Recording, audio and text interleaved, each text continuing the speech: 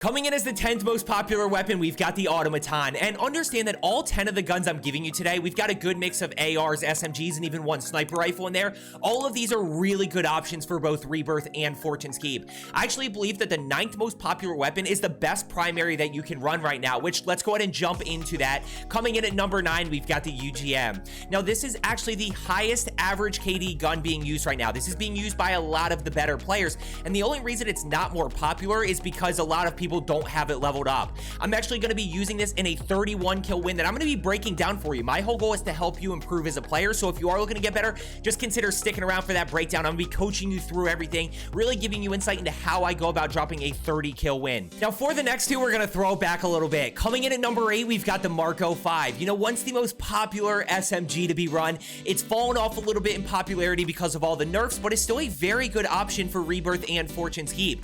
Now coming in at number 7, we're going to throw it back a little bit further. We've got the Blixen. You know, the Blixen was the most popular SMG before the Marco was, but it's still a very good option. The biggest thing with the Blixen is it's your best mobility SMG that allows you to take less damage, and to be honest, it does have a very good TTK. It's just a little bit tougher to use than it was before. Next up, let's go ahead and throw it back a little bit further. Coming in at number 6, we've got the Grau. I mean, was there a better time than the Grau meta in Verdansk? Easily one of the best Warzone metas of all time, and it is absolutely back in the AR meta conversation. Really good TTK, really good range, and overall just a very easy gun to use. Now for Fortune's Keep, you can absolutely put the scope on instead of the tac laser if you'd like to. Now coming in at number 5, we've got the MP40. This thing has survived all of the metas and is still one of the most popular guns just because it's a great all-around SMG.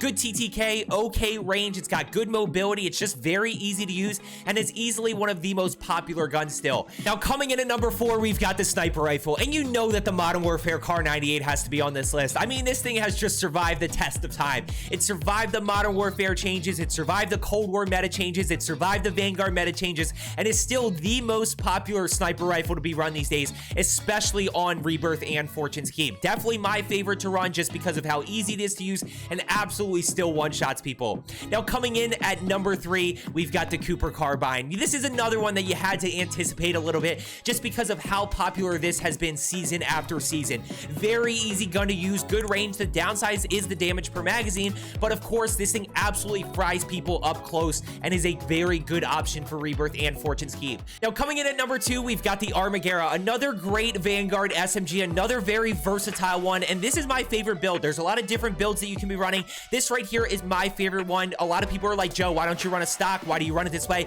Just trust me on this one. Just try it out. That's all I'm saying. Give it a shot. See if you like it. Overall, I absolutely love the Armaguerra, especially as my sniper support. Now coming in at number 1, this shouldn't shock you at all. We're going to keep this short and sweet. The Vanguard PPSH. Once again, a lot of different builds that you can run, but this one right here is my favorite. Really versatile. You can hip fire, you can ADS it, really good fire rate, very easy to use, and the TTK is just absolutely insane. As I mentioned, I'm going to be using the UGM and this Vanguard PPSH right here for the 31 kill breakdown. If you are looking to get better, just consider sticking around because I promise you I'm going to help you improve. Let's go ahead and jump into it. Okay, let's go ahead and jump into this breakdown right here. And when we talk about dropping a high kill game, specifically a 30 kill game, I'm looking to get off to an 8, 9, 10 kill start in that first circle. So as soon as I grab a gun, I'm going to go ahead and challenge this enemy right here, who I know just flew in and only has a pistol. Now the other one across, you're going to see me play a little bit of positioning because I am assuming that he has a gun at this point. So I play my positioning, we're able to hit shots there with the dinner plate, and we're able to get that down.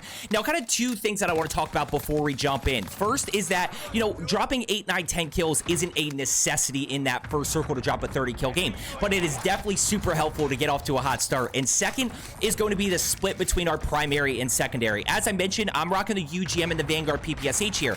You're going to see a lot of the Vanguard PPSH in action here because it's Rebirth. It's a lot more close quarters. Fortune's Keep is more of a mix of both, and that's just kind of the dynamic of the maps. Now right here, I want to talk about this because I'm going to immediately challenge this with momentum. He's stuck in the corner. I know exactly where he is. He has a little bit of an advantage when it comes to plates, but I'm going to go ahead and immediately challenge here, kind of pre-fire that corner. we're able to easily get that down and thirst. Real quick, by the way, before we start really getting into this action here, because we're gonna really start to pick up this pace once we grab loadout. We're $100 short. We're gonna get that loadout and start pushing. Is if you are looking to get better at Rebirth or Fortune's Keep, or even as we are heading into Modern Warfare 2 and Warzone 2, if you are looking to become a better player, drop more 20 kill games, maybe you want to become a 2 KD player, make sure you are subscribed down below. I'm a 4 KD player and I do videos every single day just trying to help you. Right there, we grab some loadout guns, but I'm gonna go ahead. We're still $100 short right there because Sloppy goes down, but we're gonna be able to pick this up in a second. And you can see our pace slowing down here, but this is where I talk about change of pace a lot. By slowing down and getting loadout, that's going to allow us to play quicker and start to really push people, knowing that we have that advantage in first circle. You know, first circle, teams are still looking for loadout money. They might be separated. They may not have guns they're comfortable with. They might be in the blender a little bit from fighting. We can take advantage of those things with loadout. So slow down a little bit, get your loadout down, and then you can go start to re-engage everybody. And that's exactly what we're going to do. And you're kind of going to see this first circle right here. Like, my pace isn't anything crazy. We finished with 8 kills in this first circle. We hit shots right here with the UGM right there. There's down number 1. Down number 2 is going to happen right here. And it's just so good. It's so easy to use. That recoil, it doesn't have a ton of recoil. It's very easy to learn that pattern. The high fire rate makes it very forgiving. It's not something like the C58 where you miss a shot. It takes forever for that next one to come out. It's very quick. That TTK is good, and it's got really good range. We finished kill number 1. That gives us the information. We got 1 over to my left, 2 over to my left, actually, but kind of separated. Now, this is the only downside right here of the UGM is going to be just the reload time. It takes some time to reload, but you're going to be reloading at strategic times based on when you get it down and thirst. And it's a little bit riskier. Oh, watch this shot with the PPSH. Right there, we use a little bit of movement. Once again, PPSH, same thing. Very forgiving because of that fire rate. Now, I want to talk about this play right here, especially for my advanced players. Notice that as I get the thirst, we're going to get the thirst, and notice my health. So I don't have plates in or anything, and I'm anticipating that a second enemy is going to be coming right around the corner. This is where we talk about enemies stacking so much. So what do? I stim as I am kind of getting away, and then once I realize that nobody's close, then I go ahead and go loot, and I immediately get back in to replate, and we're going to start re-engaging. This is another thing that I want to talk about. I did a video yesterday on how and where you waste so much time, and a lot of it is not re-engaging. So I'm immediately going to go push over here. Hot areas of the map, prison headquarters, especially early game. I'm anticipating that players are going to be around here. We've got bounty to my left, so that'll be good for cash flow. We do have enough for UAV, but very split. This is part of the not the downside of us splitting, but it's just something that doesn't play to our advantage. Checking that side, we're gonna go ahead and get into headquarters here. One right around the corner. So we challenge, we blow up the thing, and now we get the kill. Let's go ahead and push into Grandma's house right here in a second after I played up, and watch how I approach this. Notice that I don't oversell. Oh no, we still got people around here. Challenge around this way based on tracker. I forgot about that kill right there. That's just a pretty easy anticipation. Notice kind of the pre-firing, the pre-fire around the corner. That allows him to not really do too much damage to me. It's just a little thing that allows me to get that first shot off. Okay, notice how strategic I am here. I'm not pushing in yet. I'm trying to see if I can fight because I know that there's 2 teams in there. The last thing that I want to do is get caught in a position where I'm getting crossfired just because I'm in the action a little bit. So I actually play a little bit more patient here, and now we're gonna go ahead and push up towards the roof. That's where we're able to get kill number 1 right there. Notice once again, so this is a big thing to pick up on. I down this guy, I tag this guy, but this one is shooting over here. This guy is shooting at the live ping that's right behind my camera right now. So I actually refocus and go on that guy. We get the thirst, and now we notice that the last one is above. So we're gonna go ahead and leave that guy alive. This way the teammates respawn back in, give us a better opportunity, and I wanna talk about this for a second. One of the biggest reasons that you lose pace is because you lose full when you die. And look, there are some situations that are super unfortunate, but if I lose full in this situation that's about to happen, there's no way that I regain and drop a 30 bomb. Is what it is. He dropped in. He came from that headquarters roof right above me. He didn't have to pull his parachute. He perfectly timed him, doing the melee so that he could execute me. It is what it is. You kind of got to laugh it off and regain, knowing that you're on really good pace here. I mean, 10 kills. I'm barely into the second circle. I know that I'm on good pace. Do I think I'm on 30 bomb pace? I'm close. I'm close. I know that I need to kind of keep putting the pressure on, keep pushing, get back into this action pretty quick. And it's this moment right here of getting back into this action as quick as possible that allows me to keep dropping this high kill game. So we're gonna go ahead, keep seeing what we can find. I know there's people still at Grandma's house. I got people over to my right. As I keep saying to you guys, one of the biggest things that I want you to work on is using minimap pings when you hear people shooting. So you hear people shooting right here. I don't have a UAV up. I don't have anything, but I checked the minimap and I know that they are on my level in Grandma's house. So that's kind of gonna dictate how I approach this fight. We get one kill right there. We get one right there with a little bit of movement. Get off me. We get the team wipe. Unfortunate, but that's why it's so important to farm teams early just in case you do accidentally wipe a team. Quick reload, and we're going to push right back in here. Quick replay. Now we're in. And it's important that I got that kill without taking any damage, so now I can be full health again. Check up top. I don't like this approach because I have to go over the deployable cover if I want to go approach this. So we're not going to push from that way. We're going to go ahead and take a different angle. We're going to be unpredictable. We're going to see what we can find. I hear him in there. We're going to challenge this way. There he is. Vanguard PPSH. So good. One in the corner. Probably shouldn't have team wiped that guy, but we did. It's a mistake. And once again, notice the awareness. Notice the awareness right here. We immediately get that kill. We immediately get that team wipe. But what do I notice? I check this guy right here. This is another team. These are things that you have to start putting together. And that's why I immediately swapped to my UGM and I immediately challenged this guy, which allows me to get that down. And I'm going to go ahead and push up. Not only that, but I'm anticipating that another enemy is going to be right behind this guy following because enemies stack when they're in danger. There's a lot of teams. Now notice that one precision from down below and there's two people shooting over in the right side in tower building. So that could be two teams over in tower, or it could just be one team shooting at somebody, you know, top prison or maybe something like that. We got one up above. Just don't die to the precision right here. We got 15 kills, 6 other teams still alive, and we're clean the rest of this game. We basically just take care of this lobby, and we're about to really fight here in, yep, one up top. Notice a little bit of strafe right there allows me to get the kill. Unfortunately, with the radar jammer, I can't get any information, so kind of stuck in this moment of not knowing where anybody is. We catch one right here. Get out of here. Now watch the patience here. The moment... This is a big one, and this is why I use Combat Scout so much. A lot of people say, Joe, why don't you use Amped, especially when using an LMG? If you're using a sniper, use Amped. But in this moment right here, watch how I use the live ping. So I try to get out the window to go anticipate, but the moment I don't, I just kind of follow the live ping. I kind of make him commit to where he's going to push. I see him that way, so now I just go push this way. It's a very easy push from there. We're able to get the down and thirst, and we're back inside. Once again, can't really challenge anybody. I see that there's dots over on Nova, but what is the biggest thing to note in this very moment? The most important thing to understand is look at my teammates. Now, I'm on a 17 kill game right here. As bad as I want to keep pushing teams and keep pushing enemies that are around me, if I make a mistake and die, there goes my 30 bomb. Slow down for 5 seconds. Let your teammates come back. Okay, I didn't follow what I said I should have done there. So I go ahead and challenge, and then I pull back in here, and now I go ahead and reload.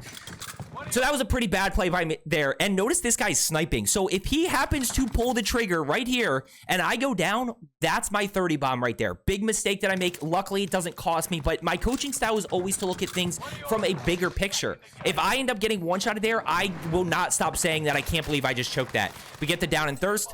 Don't really know where anybody else is. So we just slow down and play it up. No, that's one where it's just you don't need to be over aggressive. People over this way, so let's go ahead and push, right? This is the only information. I actually get this live ping later, or this ping on the minimap after this radar jammer pops out. Notice I get one above, but notice where all the fighting is. So I'm immediately going to push over based on this information. A lot of you were like, Joe, I don't know what to do. I'm just quickly acting on the next piece of information that I have. I don't know if anybody else, I'm pretty sure nobody else is in Grandma's. I don't know if there's anybody in prison, but you know what the concrete information is that I have? That there's people over in tower building. So let's go ahead and get in there. Now we're going to go ahead. I don't reload here, which is a mistake, but I should just, you know, I'm just getting in the action right here. One right here. Oh, get out of here. Get the sweat out if we can. Notice that one's above me, but so we can't wipe here. So I'm just going to play patient. I'm going to slow down. And as soon as I'm plated, we're going to go ahead and re-engage. You know, the re-engage is one of the biggest areas that you lose pace. Don't fully disengage. As soon as you're full plates, get back in the action here. Get back to pushing. I hear a bunch of people below. Yep, one right down there that way. So let's go ahead and challenge in here. We're going to anticipate around the corner. Anticipate. We get that one. We challenge again. Oh my gosh. It's just so nasty. So I actually hear him right about here.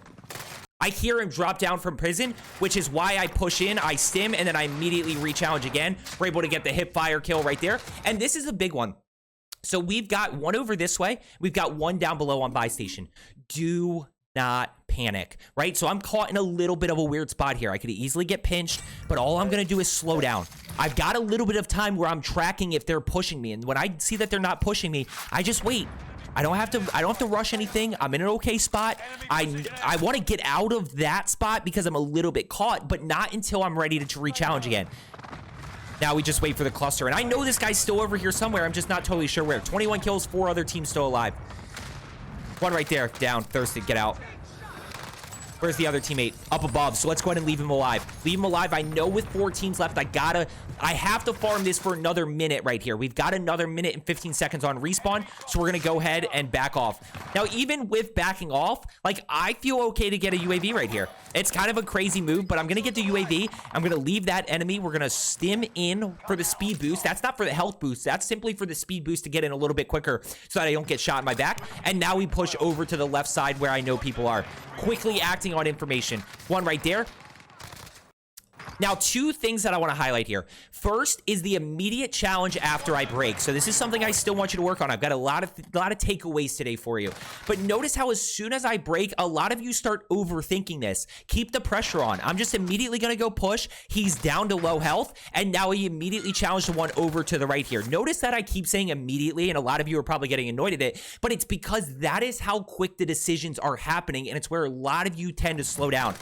We're going to go ahead and challenge inside. Not immediately no, we do immediately challenge because we're going to keep that pressure on, keep that pace on. We've got one up above, so we can go ahead and keep respawning or keep, oh, we ended up wiping that team. So notice the decision right here. We get the team wipe up top, and what do? I push over and immediately re-engage this team in Grandma's house. There's no second guessing this decision right here. And yeah, there is an execution component to this, but a lot of you aren't dropping high kill games simply because you're not making decisions quick enough. So we're going to go ahead. We're going to slow down just a touch. And you see the change of pace right here. I have no idea what's going on. Notice the change of pace, right? So quick. We're pushing, making quick decisions. Now we slow down. Now we slow down on the approach, trying to see if one of them's going to make a move up the stairs so that I can get a clean kill and then get that information.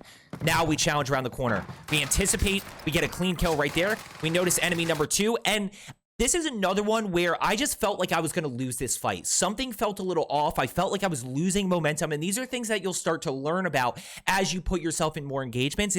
I just felt like I felt a little uneasy about where I was in this moment, which is why I challenge around this way. Now, what ends up happening is I don't know where this enemy comes from, but I get that down right there. Now we disengage here. We use the stim for the speed boost to get away, and I'm just looking at zone. 20 seconds till zone closes. I've got a bunch of people over to my left here, so I'm just going to go ahead and just kind of try to hold them out of zone and pick up the free kills because they have to rotate. Now, I am going to get to cover. I don't want to get caught too far out in the open. And we're able to get that down.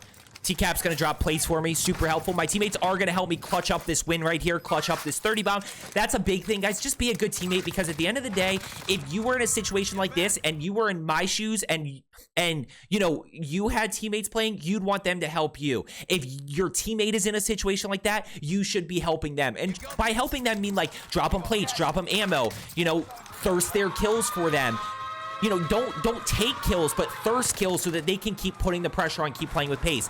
Get UAVs up if possible.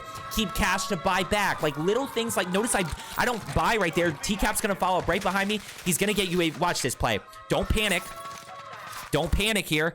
I get caught in a weird spot. I see him right about, you're going to see Snoop right about here. And I noticed that I was in a bad spot. Now, the one thing with the UGM to keep in mind that's a little bit weird is when it tells you to reload. It tells you to reload around 40 or 50 bullets, I think, somewhere around there. Now, this time I have 16, so I actually am down. And I do need to reload. But just keep that in mind that you don't always have to panic. Now, I'm just going to drop below cover. And I realize that's not a winnable fight with the PPSH. So we go ahead. We're going to plate up. We're just going to play patient. I still have eyes on him, and we're going to challenge here with the 16 bullets, and on the last bullet, we get him down. Now, we immediately push in. Now, this is where I talk about being a good teammate, helping out. Watch this clutch thing that happens here.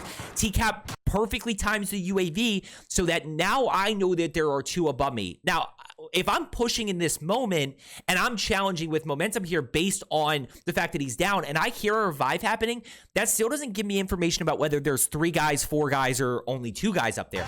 The UAV helps me with that, assuming one of them is not ghosted. So I actually go ahead and immediately challenge this. We get the re-knock, we get the double down. Thirsted. We got a bunch of players still everywhere, right? We got people over the right. We got people straight ahead. We got people flying in. So we're going to slow our pace down. We do have to reload the behemoth, which takes time. This is where you do have to slow your pace down a little bit. And notice they're just live paying. Another big thing that you can do to help your teammate out. And I can't stress this enough. I got comments the other day in my 30 bomb about your teammates just gave you kills. It's like, yeah, it's part of being a good teammate is not full sending so that your teammate can pick up a few extra kills that he needs to maybe PR, to finally hit that 20 bomb or finally hit that 30 bomb, whatever the case may be. Just be a good teammate. So we got basically 2 other people left here. I, of course, want to secure the 30, but my PR is 35, by the way. 34, I think. So maybe it is 35. I'm not totally sure. So, you know, I'm not going to be able to PR this game. I thought I might have been able to. We're going to get that, which gives us the information. So now we're going to go ahead and push over. I hope you found today's video helpful. As I said, guys, if you made it this far, thank you so much. My whole goal day in and day out is to just continue to help you get better at Call of Duty Warzone. Whatever it is, Rebirth, Fortune's Key. If the only thing we don't do is Caldera, but that's my whole goal, and it's awesome to see the feedback that I get in terms of you breaking PRs, you dropping high kill games. We're definitely going to continue. You're the reason that I do this. So thank you so much for the support. As I always say, let's get better today, and I will see you tomorrow.